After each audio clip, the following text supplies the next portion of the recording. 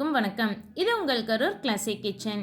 இன்னைக்கு வீடியோவில் நம்ம பார்க்க போகிறது ரொம்ப ஈஸியான தேங்காய் பால்ல இருந்து எப்படி தயாரிக்கிறதுங்கிறத வாங்க பார்க்கலாம்.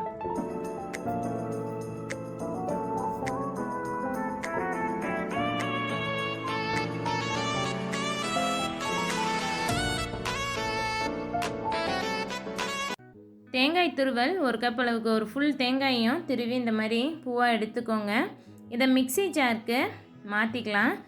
நான் லாஸ்ட் வீக் அடுப்பில்லா சமையலில் தேங்காய் பால் தயிர் யூஸ் பண்ணி தான் தயிர் சாதம் செஞ்சுருந்தேன். சப்ஸ்கிரைபர் கேட்டிருந்தாங்க எப்படி தயிர் செய்கிறதுங்கிறத ஒரு வீடியோ போடுங்கன்னு. அதுக்காகத்தான் இந்த வீடியோ. தண்ணி விடாமல், முடிஞ்ச அளவுக்கு தண்ணியே விடாமல் நல்லா திக்காக பால் எடுத்துக்கோங்க. நல்லா நைஸாக அரைச்சிட்டு இந்த மாதிரி பால் திக்காக இருக்கிற மாதிரி வடித்து எடுத்து வச்சுக்கோங்க. நீங்கள் தண்ணி கலந்திங்கன்னா தயிர் அந்தளவுக்கு திக்காக வராதுங்க. தண்ணி கலக்காத தேங்காய் பால், நல்லா திக்கான தேங்காய் பால் எடுக்கும்போது நமக்கு திக்கான தயிர் கிடைக்கும். முடிஞ்ச அளவுக்கு வடித்து எடுத்துடலாம். திக்கான தேங்காய் பால், ஒரு தேங்காயோட பால் மொத்தமாக எடுத்து வச்சுருக்கோம். இதுக்கு ஒரு பெரிய எலுமிச்சம்பழம் எடுத்து அதிலேருந்து சாறை புழிஞ்சு எடுத்து வச்சுக்கலாம். இப்போ ஒரு தேங்காய் பால், அதாவது 100 ml அளவுக்கு பால் இருக்குது அப்படின்னா அதுக்கு 2 டீஸ்பூன் அளவுக்கு நீங்கள் எலுமிச்சம்பழ சாறு சேர்த்துனீங்கன்னா சரியாக இருக்கும். அப்படி சப்போஸ் உங்களுக்கு பத்துலேன்னு நினச்சிங்கன்னா இன்னொரு மூடி எலுமிச்சம்பழமும் பிழிஞ்சு விட்டு நீங்கள் சேர்த்தி தயிர் துவைய வச்சுக்கலாம். இந்த மாதிரி கொட்டை இல்லாமல் எலுமிச்சம்பழத்தை சாறு பிழிஞ்சு எடுத்துட்டு நம்ம எடுத்து வச்சுருக்க தேங்காய் பால் கூட இந்த எலுமிச்சம்பழ சாறை கலந்து விட்டுக்கோங்க. சும்மா கையில் கலக்குனா நல்லா கலந்து வராது. அதனால் இந்த மாதிரி நல்லா ஆற்றி விட்டுக்கலாம். ஒரு 10-12 தடவை இந்த மாதிரி நல்லா ஆற்றுனீங்கன்னா தேங்காய் பால் கூட இந்த எலுமிச்சம்பழம் நல்லாவே கலந்து வந்துடும். நீங்கள் ஆற்றும் போதே பார்த்தீங்கன்னா தெரியும், நம்ம பாத்திரத்தில் சைட்லாம் நல்லா திக்காக தயிர் தவிஞ்சு ஒட்டுற மாதிரி இருக்கும்.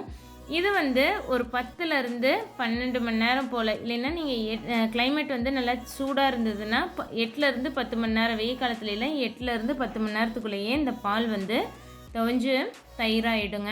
இந்த மாதிரி நல்லா ஒரு 10-12 தடவை ஆற்றிட்டு இங்கே பாருங்கள், சைடில் அப்படியே தயிர் திக்காக ஆரம்பிச்சிருச்சு. இதை ஒரு பவுலில் வச்சு நல்லா க்ளோஸ் பண்ணி வச்சுருங்க.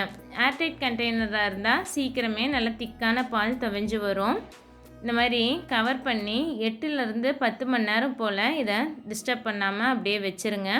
இது நல்ல ஒரு வெயில் காலங்கிறனால எனக்கு சீக்கிரமே துவஞ்சு வந்துருச்சு. இதை நம்ம நாளைக்கு எப்படி துவஞ்சிருக்குங்கிறத பார்க்கலாம். இப்போ அடுத்த நாள் காலையில், இப்போ முதல் நாள் நைட்டு நான் தயிர் பெற போட்டு வச்சேன். இன்றைக்கி காலையில் பார்த்தா நல்லா திக்கான தயிர் நமக்கு துவஞ்சு வந்திருக்கு. இது எருமைப்பால் தயிர் இல்லைன்னா மாட்டுப்பால் தயிர் அளவுக்கு ரொம்பவும் கல்லாட்டு அப்படியே வராதுங்க. கொஞ்சம் குளக்குலன்னு தான் இருக்க மாதிரி இருக்கும். டேஸ்ட்டும் எல்லாருக்கும் இந்த தயிர் பிடிக்காது. நீங்கள் கொஞ்சமாக தேங்காய் பாலில் இந்த தயிர் போட்டு டேஸ்ட் பண்ணி பாருங்கள். பழகிட்டிங்கன்னா எதுவுமே நமக்கு பழக பிடிச்சிரும். உடம்புக்கு ரொம்பவே இது நல்லதும் கூட.